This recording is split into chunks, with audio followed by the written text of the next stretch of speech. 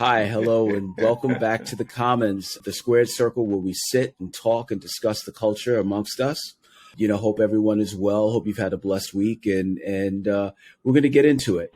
As they say, competition, usually brings out the best in us, and if they're long-standing rivalries, they can really draw audiences in, especially if these individuals and/or groups are regarded as the best in their profession. You talk about Ali versus Frazier, Celtics versus Lakers, Messi versus Ronaldo, hell, Serena versus history and time. The list is memorable and endless. This Saturday, rap icons Big Daddy Kane and KRS-One will face off in Brooklyn's Barclay Center as part of a Verzuz commitment to having musical legends face off in lyrical combat. But the question is, will viewers and attendees get what's being advertised? Are rhythmic takedowns and destroyed egos on the menu for Saturday? Let's discuss this, and we'll discuss this with my Morehouse brothers from other mothers. I'm here with Maulud Sadiq, and I'm here with King Esseen. Let's have it, brothers. What are your thoughts, and what do you think we can expect? Go ahead, Maulud. Well, okay. If one were to talk about just lyrics, like rapping, and they said, okay, if this were a real battle, and we had mapped these people off, and they said, oh, the only thing that you can do is rap. And there's nothing else but rapping. There's no doubt in my mind that KRS-One would utterly destroy Big Daddy Kane. Okay. We're not going to see that. If we were just talking about performing, dancing and entertaining and all that, well, then Big Daddy Kane would utterly destroy him, right? Because I've never seen KRS-One dance, or even did KRS-One even have dancers? No, I don't think KRS-One even. No. He did for a bit, but it wasn't the same as Kane or G-Rap, a dancer on each side. He would have B-boys dance during that I Got Next period, Step Into a World. Right. Yeah. But yeah, so I don't think that he's that type of MC. I mean, so I think that what we're going to be seeing is just a display of different skills that existed in a time period that don't necessarily exist anymore. Okay. All right. Ken, you want to jump in? Yeah. I think that we most likely are going to get what Verzuz was advertised as initially, which is a celebration, song for song, comparing, how the crowd responds to each person's song, which is going to be interesting because KRS has a lot more bangers, just keeping it honest. I used to put KRS, and I still do, as number one on the club bangers. If you had to run down all of KRS's joints for the club, he's going to win it. He would even beat Puffy. Puffy, even with all his people, I don't know, KRS he himself would be competition for Bad Boy. Okay. But all that to say, Kane has a good amount. I haven't counted out whether he has 20. If he does, then it's going to be a pretty good matchup. The thing that I wanted to point out simply is that, one, it's going to become a battle. They're going to trade verses, like personal verses. They're both ready for that, because not just because they want that, but because in verses they've seen it. They've seen Jadakiss and Dipset go verse for verse. So therefore now that's on the table. They tried to. It was mostly Jada. But being that Jada brought it in, now that's a part of this thing. Neither one is going to neglect the possibility, so they're both going to be ready. Chances are somebody's going to come out battling, and they're both ready for that. Okay. Now, KRS, as a battle MC, my first thought would be him in terms of being a victor in a battle, whether it's song for song, trading versus. But there's two things that I always remember. One takes me back to my past. I went to see the Follow the Leader tour with Rakim. Rakim, at the time, during his part, I fell asleep. Mm. He was the last act, and I might have been tired from all the acting up, but as a live performer, he just wasn't delivering. You know, he had these two huge sphinxes and the eyes would open and everything, and it was cool, but it was still a thing where he was rapping over his recorded vocals and then screaming. It just wasn't really working for me. Okay. Earlier that night was Public Enemy, the illest, Biz Markie, one of the illest, and then there was Kane. And I remember Kane, who probably was the third act, when he came out, that was at the time, this is 88, that was at the time of who's better? Is it Kane or Rakim? I don't know. You know, that was the talk in school. Okay. Rakim hadn't even gone on yet. When Kane got on stage, I said, he's number one. Kane used to come on, like, they would walk onto the stage with the music playing. He would come on, scoop and scrap. They would all walk in circles with that skip dance, and then turn in circles, and the music would be boom, boom, boom, boom, boom, boom, boom, boom, boom, boom. I mean, how does KRS, as ill as KRS is, remember they're in front of a crowd. How does he compete with that? Okay, this is what I would say for KRS, and this is just me. I think what would have me open from jump, if he comes out the Jack of Spades. I think Greedy. I think that I love that beat, Greedy G by the Brentford All Stars. To come out with that, I just think is just funkiness personified. And even if he were to come with, like, you know, original verses or something along those lines, I just think coming with with you know, rhymes over a funky beat, that will do it. I think that, you know, I think at its essence, you know, you've got rhymes, you've got a funky beat. I think you can move the crowd that way. And I say this because, again, you know, you've got contrasting styles, contrasting ways of performing. You know, I think Chris is someone that you listen to. And I think with the appropriate, you know, with a dope beat, you know, you'll move to it, you know, and and kids will be open. You know, I think adults will be open, but I think from that standpoint, that's what I feel that Chris would have to do in order to have at least not come out flat, or at least, you know, so folks aren't putting their hands on their hips. I'm sorry. Go ahead. No. You go ahead and then I'll follow up. I was going to say, if I were to guess what he would come in with, I would think it would be I'm still number one. Okay. See, those are knockout blows as songs go. For real. I mean, if we're being real, KRS, in terms of jams, bangers, he's got it. But see, the thing that I keep saying, I was talking to my man Howard about this the other day.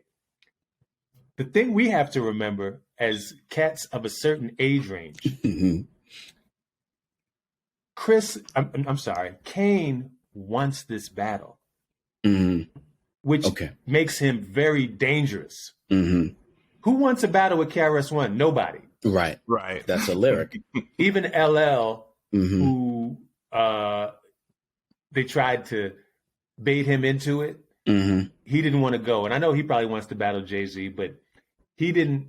You could tell he didn't want that KRS-One battle. Nobody wanted it but Kane. And if you remember when we were in school, when someone who held check in the school with his hands, you know, could knock anybody out, would strut around, the dude who was like, I'll knock you out. Even if he didn't look the part, we knew, watch out for him. Because he wants this. Right. He may lose, he may win, but the one who wants it is the David to the Goliath. To the Goliath, right. So that's why I'm like, yo, I can't just give it to KRS as much as the stats might say. Right. Now, I'm going to take you back 30 years. This is 89. I was at Madison Square Garden to see Bobby Brown perform. Halfway through his set, he steps off. Who rises up from from underneath is Kane with Scuba Scrap. You know, wearing a cardigan, having this whole sort of like schoolboy look, you know, schoolboy meets polo look. And it was just almost like, you know what, at this point in time, and at this point, Kane runs the world. That's just, it was Right. just, you had basically, the king of R&B at that point, hottest man on the planet. But then, Kane came out, did Warm It Up Kane, did Smooth Operator. And they were supposed to have there was some record that they had called That's What I'm Talking About. Basically Kane and Bobby Brown. It was never released, but you heard it there. And then what also tipped it off was that this is the first time you got to see Michael Bivins, Ricky Bell, and Ronnie and DeVoe come out. They just walked up to wish Bobby well, but you see them with the Timberlands. You see Michael Bivins in this butter, Timberland leather jacket. And you're just sort of like, okay, where did the suits go? But you didn't know who they were. You just didn't know what was going on at that point until obviously they dropped Poison months later. But at that point, in terms of, Scoob and Scrap were doing their thing. Bobby Brown's dancers were trying to keep up. It was just at that point, you just knew, at least in my mind and everybody else is just like, dude, Kane is it. It could all fizzle, 6 months, a year from now. But at this point in time, it is undeniable in terms of his star power and his wattage. It's just, Wesley Snipes, who, Denzel, who, no, it's this man right now on the stage. Right. So, Madonna would agree. Mm-hmm. And that's where I think that Kane is an entertainer, as well as being a lyricist. So, and then also being cut from that cloth of whether it's 70s blaxploitation, whether it's also 70s, early soul, Gamble and Huff and other folks, he's just got that package and he knows. I think that's how he's taken that and he's sort of run with that, or at least he did, earlier in his career. And I think at a certain level, even when he did Hip Hop Honors, it's just, this is just, that was epic. Yeah. And good for him. I always think that, it's just sort of, it's more than just folks, with jewelry and just mean mugging. There has to be a point where it just can't be you and 40 of your hangers on stage, got enough people on stage to make Sun Ra jealous, and just, folks just not, and just folks just looking around and I don't know, checking for snipers. But that's that. But yeah, I think, Kane is going to be there to perform. And I believe that he's going to battle. I just think, and we may be jumping ahead a little bit, but I really think the audience is going to be in for a treat from both of them. I agree. And historically, let's just look, or at least in the context of 88, 89. And I hate to say this, even though BDP's from the Bronx and I'm not from the Bronx, what I really loved was the Juice Crew in terms of, everything that they were putting out, whether it was Craig G, Master Ace, even like Biz doing stuff in all of Marley's production. It's not that I was hating on BDP, but you just take a look at it in terms of that, in the context of what they were putting out, which was raw, which were in some ways street stories, in some ways educational. But Juice Crew just had it, and I reluctantly had to give it to him. And knowing now that Kane, just wrote a lot of stuff, a good portion of this stuff is just like, come on, he could pull the babyface angle. Yes. You might not have known that I wrote this. Mm-hmm. And here we go. Yes. Yeah. So I just think that, outside of, the battle aspect, I think there's just going to be an opportunity to see just these contrasting styles that we had. And just the fact that we, as listeners, we were all open to it and just enjoying it. I don't think that it's funny. I don't look at Kane and just see sort of him being a part of the Juice Crew in that way, where it's sort of like you expect him to be going back and forth with somebody like Chris. You all saw that interview that he did. I can't remember who he was being interviewed by, but he was saying the reason that he never really came out at KRS-One was because MC Shan didn't like him. And that was one of the reasons. Yeah, he said MC Shan just called him the new nigga. He never even called him by his name. So he was he was a part of it, but he was never really a part of it. Okay. So, and he said the second reason was because he and Chris are boys. Like that's what he said. Chris and Miss Melody helped him move out of his apartment into his new place. He just didn't feel comfortable. Help Big Daddy Kane. Oh, really? Help Big Kane. Yeah. Mm-hmm. Okay. All right. That's was the deal. Okay. And, but see, right after those stories, he said, but the battle I really wanted was that KRS-One battle. Mm-hmm. He said that before any of his verses, before I was about to call it the pandemic. The pandemic. Mm-hmm. Speak on it. Same thing. You know, before any of that, he said, I really wanted that KRS-One battle. Mm-hmm. He knew the people wanted the Rakim battle. Right. But Rakim didn't want it. Mm-hmm. So now he's getting the battle he wants. And that's what makes him so dangerous. At the Latin quarters in that time period. Mm-hmm. Like, that would have been epic. Right. I mean, it probably would have been violent too, but it would have been of course.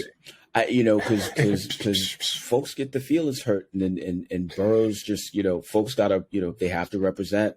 It's sort of like I can't, I can't let this happen to my man. Folks will be sore and salty for months. And I got a question for y'all. Mm-hmm. Have y'all ever heard Kane battle? No. The only thing that I heard was when Biz Markie was talking about Kane. I think that was on either Unsung, and he talked about how they battled.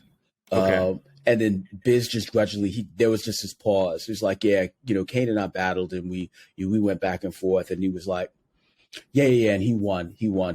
That's what Biz said. And I was just like, okay, and that was the extent of it. I've never heard anything. I've never heard him. Mm-hmm. I've heard one thing. Okay. And it was something I heard even way back in the day before Kane was really on. Mm-hmm. He battled a guy in Philly at After Midnight. The guy was named Jazz Fresh. Mm-hmm. Jazz Fresh, partly because of this battle, kind of became this mysterious legend. Mm-hmm. He was the one who actually Beanie Siegel looked to.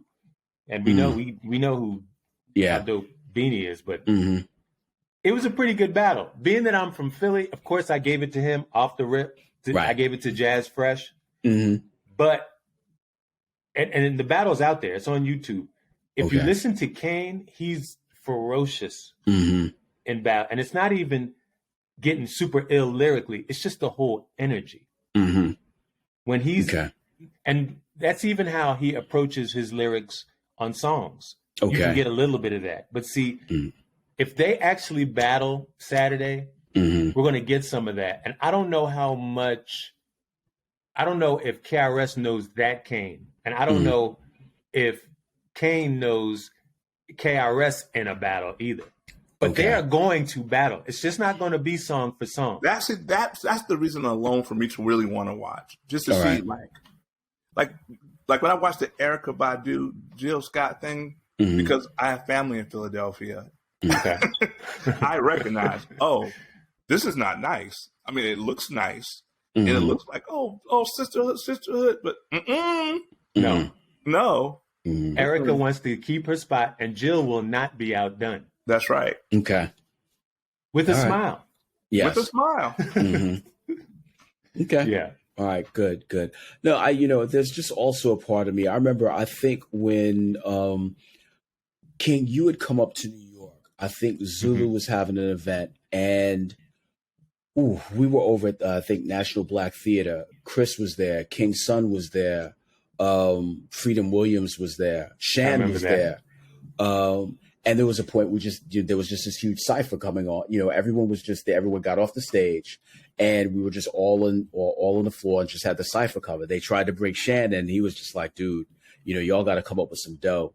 Right. It's just because that's how he was like, that's how Cold Chillin' got me, So, right. So, but in any event, it's just, there's a part of me that wants to see something along those lines. It's like, if you can't give us classic, if you could make this classic part 2, but why not have, just for, 3-4 minutes, Kane go for a verse, then Chris jumps in.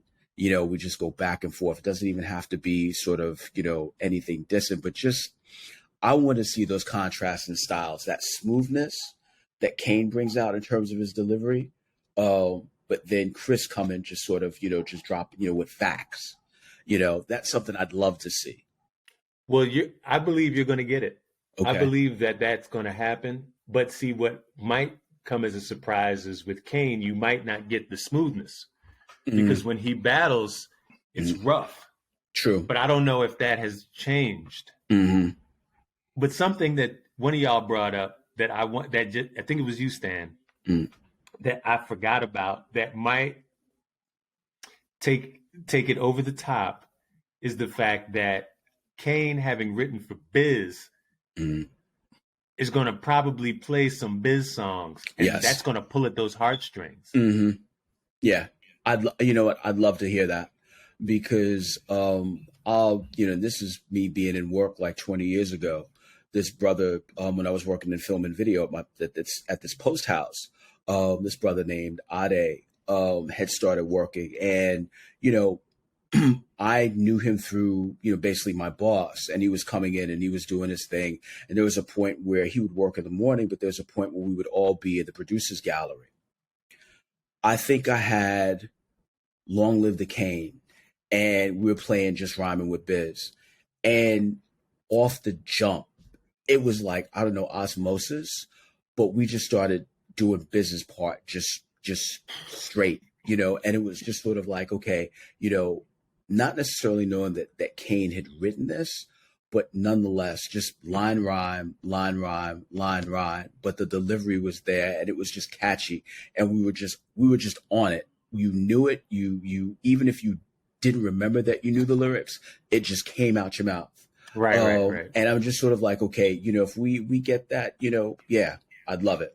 I'd love it. Same. I would love it too. And let's go back a bit. Let's go back a little further. We all heard the Cold Crush versus Fantastic Five battle. Now, how did that turn out? That Fantastic Five won. Right. Okay. To the audience. Right. So we have to kind of consider that as a factor too, as to what could happen. Right. Well, okay. Well, one, you're in Brooklyn. Kane's from Brooklyn.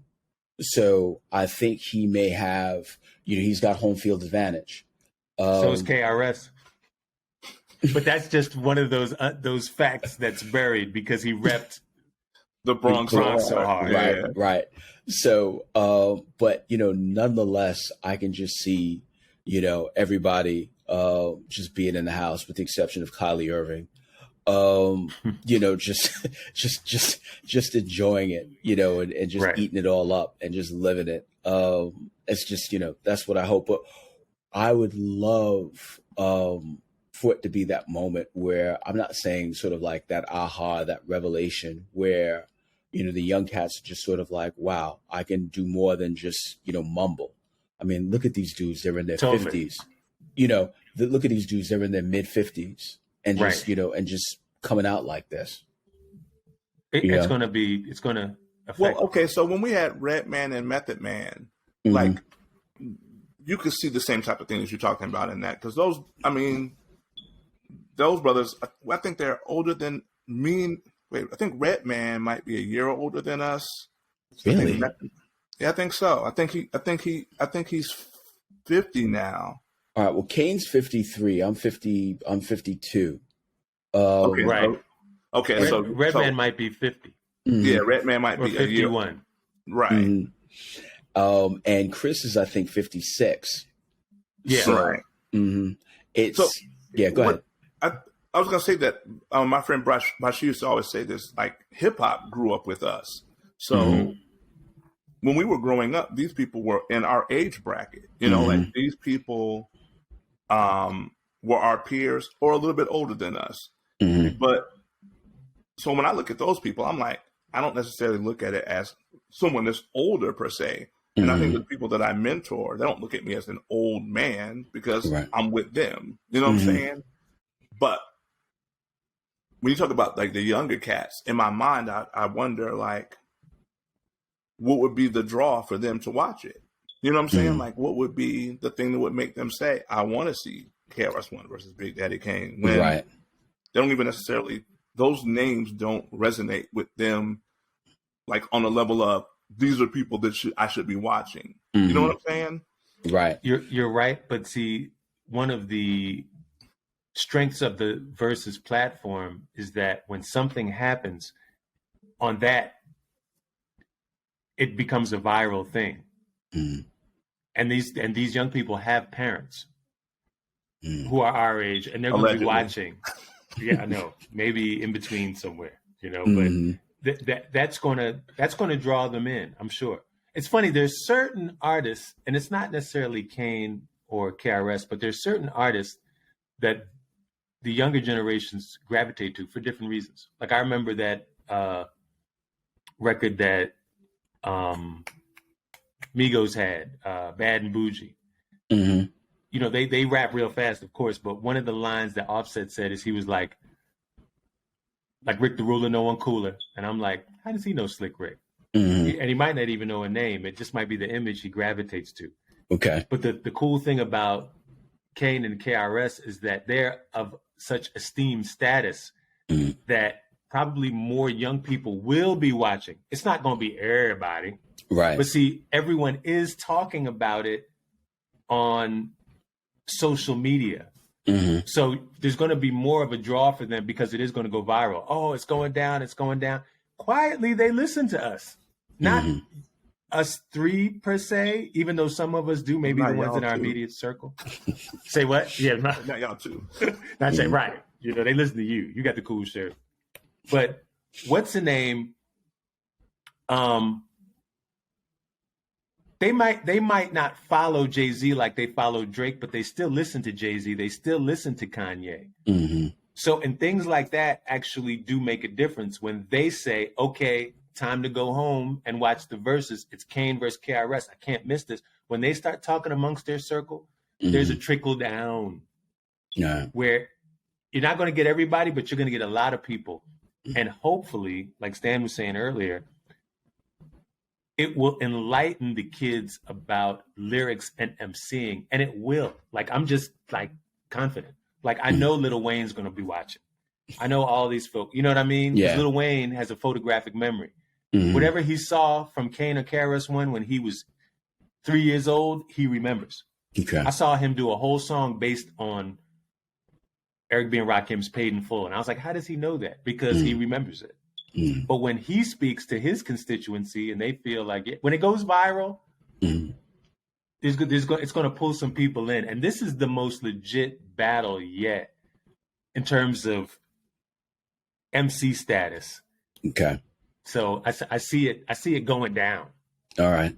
Well, I mean, this is probably a question for another time, but and I've written about this before. When lyrics and rhyming and improving oneself to be a better MC is no longer the main aspect of rhyming, then what exactly is rap? I think that we are at a point now where there are so many people who are MCs, and I wouldn't necessarily say that their main focus is lyrics. So I guess this is probably a discussion for another time. So I do wonder, again, and I don't necessarily know if it's a pessimist. I'm just looking at it from a mathematical standpoint. Like if I was to drop an equation on the board, like if lyrics aren't important to me, then why would I watch KRS-One and Big Daddy Kane? You see what I'm saying? So I don't necessarily know if it's a pessimist or if it's just me looking at it like from an equation. Like I would need something else on the board for me to say, okay, these people are going to pay attention to this. Okay, like you bring up Lil Wayne. I think that Lil Wayne is old to the younger people now. You know what I'm saying? I think Lil Wayne is old and washed to younger people now. So it would have to be someone like, and there's so many rappers now. Do they listen to Drake? Not really. Yes, they do. Not really. He is not what he was in 2015. If you pulled up on my cousins in West Philadelphia that are 21, 22, 23, they don't listen to Drake. See, but not one of them. Here's the thing. He's still a culture leader. Kanye still is, even. Yeah. So, and I wanted to respond to what you're saying. No, everybody wear Yeezys, bro. Don't even try. Everybody wear Yeezys, even the people who hate him. So he's still a culture leader. True. Okay. But this is what this is how I want to respond to that statement, because there's truth to it.